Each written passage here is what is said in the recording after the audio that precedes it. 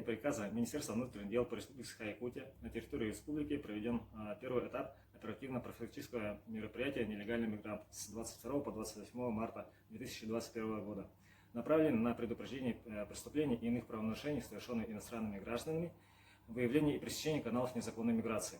В результате проведенных мероприятий сотрудниками полиции совместно с иными правоохранительными органами проверен режим пребывания у 2602 иностранных граждан и лиц без гражданства, а также выявлено 205 нарушений миграционного законодательства. Сотрудниками территориальных ОВД выявлено 116 фактов нарушений в сфере дорожно-транспортного движения, совершенных иностранными гражданами. Виновные лица привлечены к административной ответственности по главе 12 Кодекса административных правонарушений. По административным материалам, возбужденным в период операции, наложено штрафов на общую сумму 403 100 рублей, взыскано 122 тысячи рублей.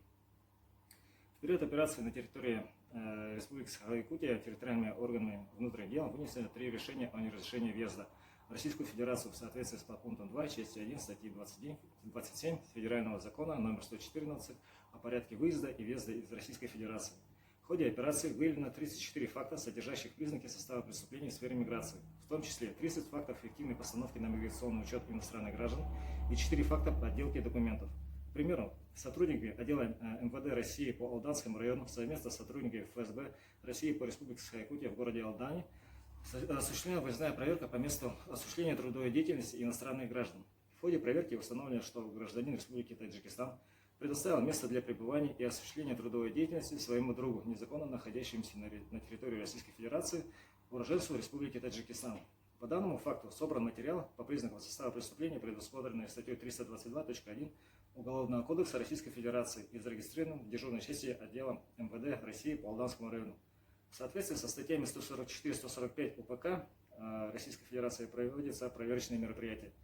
Также в ходе проверки ночных заведений в городе Якутске выявлен факт покушения на дачу взятки гражданином Республики Таджикистан в виде денежных средств участкового уполномоченного полиции, задействованному в операции. Рапорт об обнаружении признаков преступлений, предусмотренных по части 3 статьи 291 Уголовного кодекса Российской Федерации, зарегистрирован в дежурной части отдела полиции номер 1 Межмуниципального МВД России Якутская, по которому Следственным комитетом России по Республике Саха-Якутия возбуждено уголовное дело.